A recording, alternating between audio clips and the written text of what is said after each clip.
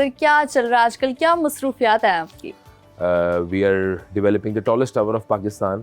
तो उसकी बहुत ज़्यादा जिम्मेदारी हैं और मैं इस वक्त 4 सिटीज़ के अंदर जो है वो हमारे ऑपरेशन स्टार्ट हैं। तो बहुत ज़्यादा टाइम देना पड़ता है अपनी एक्टिविटीज़ को, बिजनेस को। तो जल्दी भी उठना पड़ता है सुबह और रात को देर तक जो है वो ऑफिस बैठना पड़ता है। लेकिन अल्लाह का शुक्र है कि अल्लाह ताला ने हमें बहुत कामयाबियों से नवाजा। मैं खुद इंजॉय करता हूँ बिजी रहने को, काम करने को मैं बहुत इंजॉय करता हूँ। I am very much passionate about my work. I really enjoy doing my work. मैं एक ऐसा बंदा हूँ कि जिसको कभी ज़िंदगी में काम पे जाना बोझ नहीं लगा, बल्कि मैं भागता हूँ काम के लिए।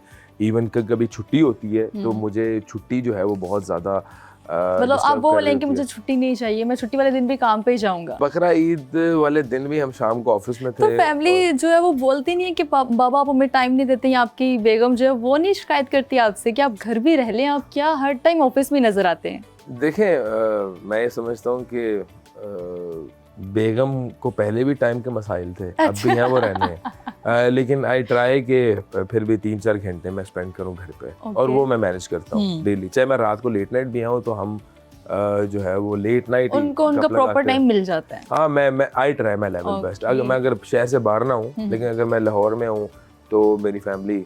अच्छा, डॉक्टर सुहैल से बात करते हुए लोग कंफ्यूज नहीं होते कि हम कौन सी वाली पर्सनालिटी से बात करें, इस्लामिक स्कॉलर से बात करें या हम डॉक्टर साहब से बात करें या बिजनेसमैन से बात करें? देखिए, डॉक्टर सुहैल इकराम एक बंदा है जो कि बिजनेसमैन है और अल्लाह ताला ने उसके ऊपर ये रहमत की है कि अल्लाह ताला उससे तरावी भी पढ़वा लेता है, कुरान पढ़वा लेता है और लोगों के दिलों के अंदर जो मेरी रिस्पेक्ट है, मैं ये समझता हूँ वो कुरान की वजह से है, which is a very motivating factor for me. और मैं एक चाहता हूँ कि लोगों के दिलों में जो मेरी इज्जत है एक इतनी खूबसूरत चीज़ की वजह से है, वो कायम व दायम रहे। और ये अल्लाह ताला का सबसे बड़ा फजल है और रहमत है। और कई बार मैं कई ऐसे काम है जो करने से पहले सोचता हूँ कि यार लोग मुझे एज ए कुरान का हाफिज, लोग मुझे कारी कुरान समझते हैं, तो मुझे अपना परसेप्शन मेंटेन रखना है। आपकी जो बातें वो इन्फ्लुएंस करती है लोगों को। मैंने कोई ऐसा काम नहीं करना है जिसकी वजह से कहीं लोग मेरे रिलीजन को तंकीद ना बिल्कुल। तो I try my level best कि मैं ऐसा किरदार, ऐसी शख्सियत अपनाऊं या ऐसे कोई काम ना करूं जिसकी वजह से लोग मेरी रिलीजन को जो है वो टारगेट करें। इवन दो के ऐसे लोग होते हैं जो कहीं ना कहीं उनको मौका चाहिए था कहीं ना कहीं हम कोई नुक्स निकाले, तनकीद कर लें। I try my level best का मैं मौका ना दूं। ओके, अच्छा, अगर मैं डॉक्टर सुहैल को माजी में लेके जाऊं उनके बचपन में, तो डॉक्टर सुहैल बचपन में कैसे इंसान थे? देखिए, आज जो मेरी पर्सनालिटी है 360 डिग्री चेंज है। मतलब आप कह लें कि हर फैक्टर, रिलीजियस फैक्टर हो जाए, बिजनेस फैक्टर हो जाए। मतलब मैं एक बड़ा लापरवाह सा बच्चा होता था। अगर बचपन की बात करें टिल हाई स्कूल, मेरा एडमिशन हो गया डाउ मेडिकल कॉलेज, डाउ इंटरनेशनल मेडिकल कॉलेज से मैंने MBBS की है कराची से। तो I was living in Saudi Arabia. बिल्कुल जिस तरह एक आवारा बच्चा नहीं होता भाई, फिरना, शरारती से ज़्यादा जो है ना वो मेरा मैं ये समझता हूँ कि मैं लापरवाह बहुत ज़्यादा था। मतलब 8-8, 9-9, 10-10 घंटे बाहर रहना। I wasn't involve in some bad activities, लेकिन दोस्तों के साथ घूमना किसी अच्छी वो प्रोडक्टिव काम में भी नहीं था। पढ़ाई मैं नहीं करता था, दोस्तों के साथ घूमना, गाड़ियों में घूमते रहना, रातों को बाहर रहना। तो मतलब आप कह लें कि जो एक टिपिकल नौजवान होता है वो उसी तरह का था। मैंने सऊदी अरब में ही अपनी एजुकेशन ली, इब्तदाई, और हिफ्ज़ मैंने वहाँ से किया। तो मैं उसके बाद जब कराची आया तब मैं मीडिया में चला गया। अच्छा, जो आपकी सऊदीया में लाइफ थी आप उसको मिस करते हैं? Definitely, I love every bit of Saudi Arabia, every moment which I spent there. मतलब मैं समझता हूँ आज अगर कोई रिलीजियस एलिमेंट मेरे अंदर है तो शायद वो सऊदीया की वजह से है। सऊदीया की खूबसूरती ये है कि वहाँ पे इंसान जो है वो नमाज की पाबंदी करने में मजबूर हो जाता है। हमारे दौर में तो सख्ती भी थी। सऊदी अरब का फूड, खाना, एक्टिविटीज, लोग बहुत प्यारे हैं, मतलब मोहब्बत करने वाले। सबसे ज़्यादा मोटिवेशन है मुझे सऊदी अरब जाने की, तड़प रहती है हर मुसलमान को है। एक हमारी इमोशनल कनेक्टिविटी है because of the holy land, Mecca और मदीना की वजह से। तो अल्लाह का बड़ा शुक्र है कि मेरा आज भी सऊदीया से बहुत एक डीप कनेक्शन है। आज भी आई go to Saudi after every 1 month. सऊदीया की लाइफ में पाकिस्तान की लाइफ में अगर हम लोग डिफरेंस देखें तो कितना फर्क है? मैं समझता हूँ बहुत डिफरेंस है अच्छा। In terms of people. अगर आप बात करें, हाँ, लोग यहाँ पे पाकिस्तान में मुझे बहुत खूबसूरत लगते हैं, बहुत अच्छे लोग हैं। मुझे कोई शिकवा नहीं है यहाँ के लोगों से। खाने पीने वाले बंदे के लिए तो वो जन्नत है। आपको जबरदस्त खाने मिलते हैं, दुनिया का हर खाना वहाँ पे बहुत लजीज मिलता है।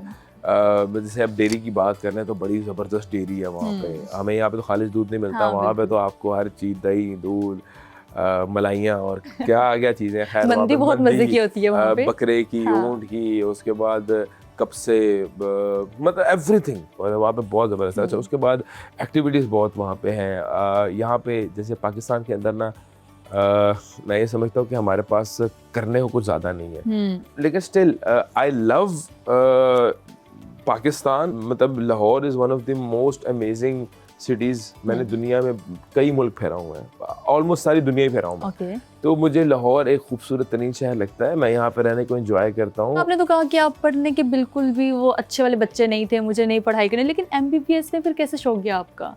MBBS I was forced to become a doctor. मेरी वालिदा की जिद थी। अच्छा, जिद की लाज रखी?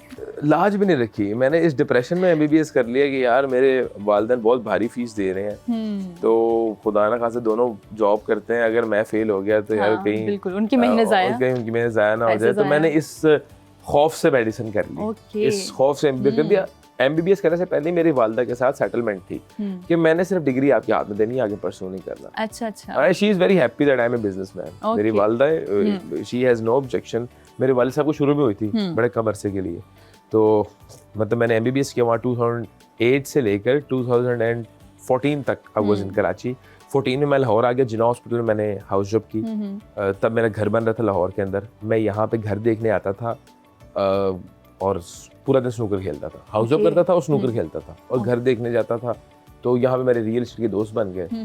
तो रियल एस्टेट, साथ में मैं तैयारी भी कर रहा था सीएसएस की। तो रियल एस्टेट के जब मेरे दोस्त बन गए ना, तो यहाँ पे मेरा फिर एक लॉस हो गया मुझे रियल एस्टेट में। तो वो जिद बन गई कि मैंने लॉस रिकवर करना है। अच्छा, आपने जिक्र किया था कि आपकी पहली जो सैलरी थी वो 24,000 थी। तो 24,000 से आपका सफर शुरू हुआ और अब आप अरबों में खेल रहे हैं, तो ये कैसा सफर रहा? नहीं, अरबों में तो नहीं खेल रहा, मैं तो पाकिस्तानी में खेल रहा हूँ। मैं अरबों की बात ही कर रही हूँ, मैं बिलियंस की बात कर रही हूँ। देखें, ऐसा नहीं है, एक परसेप्शन है और चलें एक भरम भरम है, तो हम इसको डिनाई नहीं करते। लेकिन आई थिंक कि लाइफ के मैं उस मोमेंट पे खड़ा हूँ जहाँ पे इट डजंट मैटर कि मेरी इनकम क्या है। It's not about money, it's not about finances anymore, it's about the passion, it's about the mission. I want to be productive and progressive for my country, for my people, for my community. That's all what matters. I'll be very honest to you. शायद आप आई हैं मेरे पास, आपको कहीं लग रहा है कि मुझे पैसे का बड़ा शौक है। मैंने कोई ज्वेलरी जो है वो ज़ेब तन तो नहीं की हुई। हाँ, मैं अच्छी गाड़ी में जरूर फिरता हूँ। मैं कोशिश करता हूँ कि मैं अच्छा लिबास ज़ेब तन करूँ। मैं देखती हूँ आपकी घड़ी और अंगूठी भी बहुत प्यारी है। क्या डायमंड की रिंग है? और ये घड़ी बहुत चमक रही है आपकी। ये चमकीली घड़ी है। ये चमकीली, डायमंड की नहीं है। ये क्रिस्टल्स इसके ऊपर लगे हुए हैं। लेकिन आपको शौक है थोड़ी एक्सपेंसिव चीजें पहनने का? किसको नहीं होता? आपको नहीं है? नहीं, अगर किसी आप कमा रहे हैं तो फिर अपने ऊपर लगा भी सकते हैं। मैं ये बात कर रहा हूँ, किस इंसान को नहीं है? अच्छा, एक मैं कहता हूँ कि एवरेज खातून भी जो है वो कुछ 4-5 तोले कड़े पहन के फिर रही होती है हमारे माशरे में।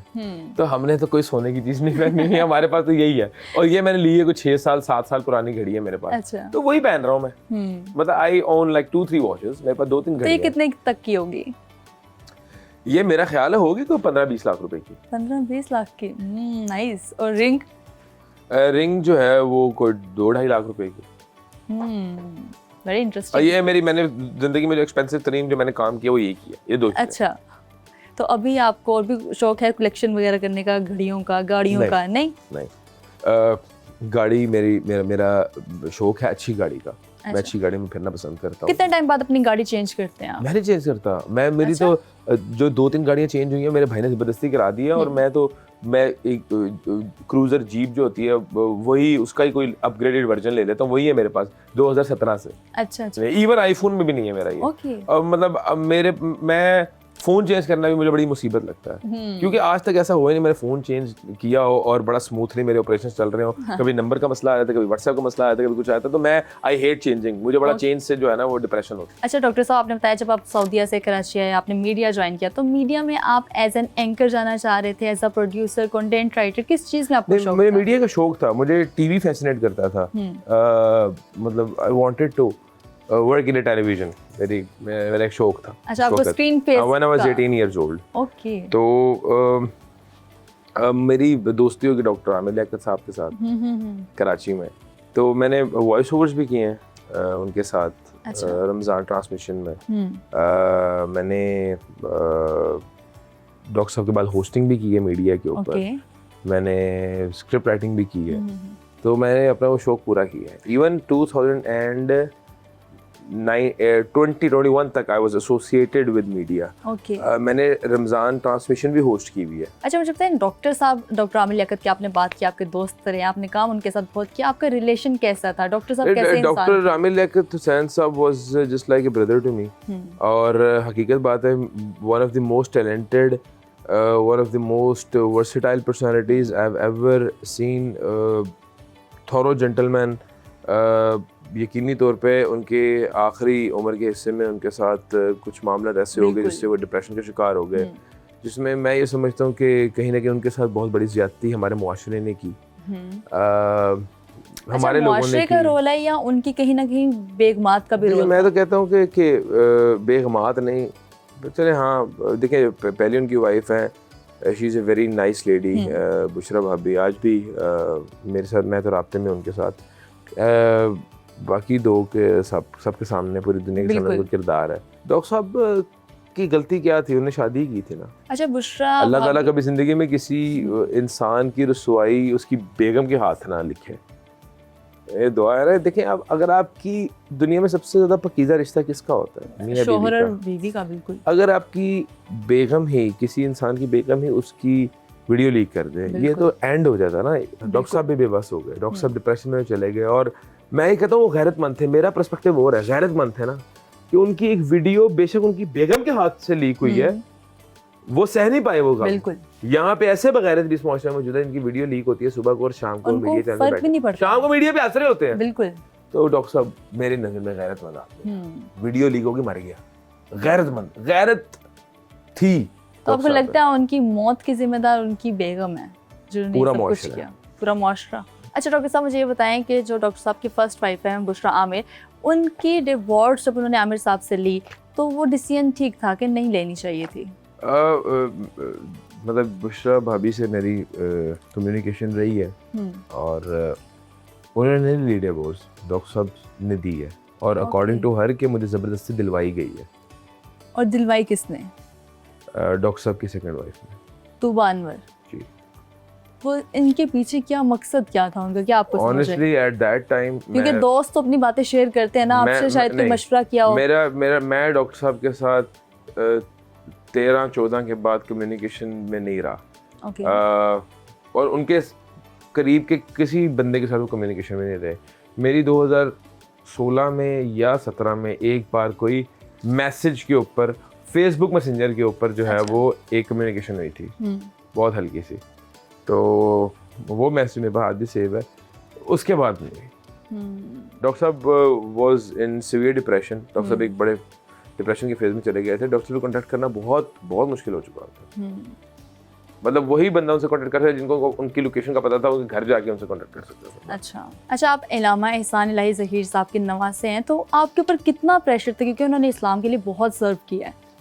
डेफिनेटली एक फैमिली का अगर इस तरह की एक शानदार एक रिलीजियस पर्सनालिटी आपके साथ एसोसिएट हो, तो निस्बत हो, मेरे वो नाना है, तो ऑब्वियसली एक मुआशरे के अंदर आपको रिस्पेक्ट भी मिलती है, आपको प्रिविलेज ज़्यादा होती है, और आपको हमेशा इस चीज़ का ख्याल रखना पड़ता है कि यार मेरे से कोई ऐसा अमल ना हो जाए जिसकी वजह से मेरा ख़ानदान बदनाम हो जाए।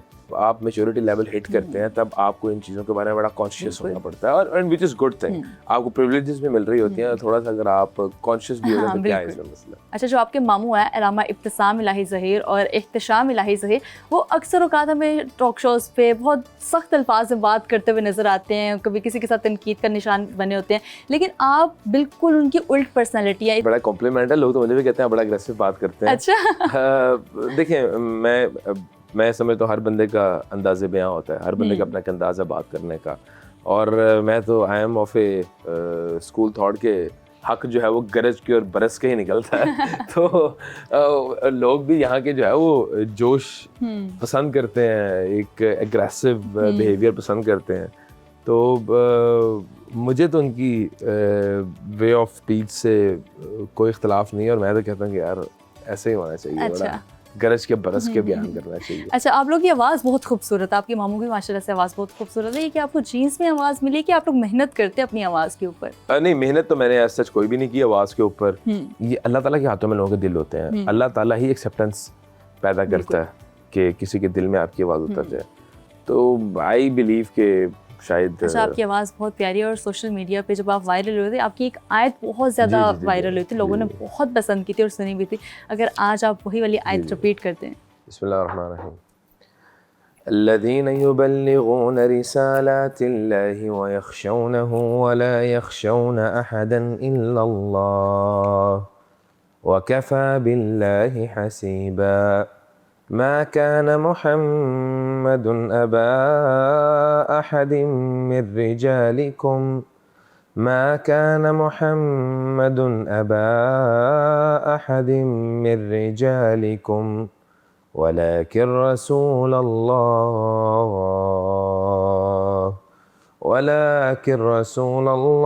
व ख़ातमन नबिय्यीन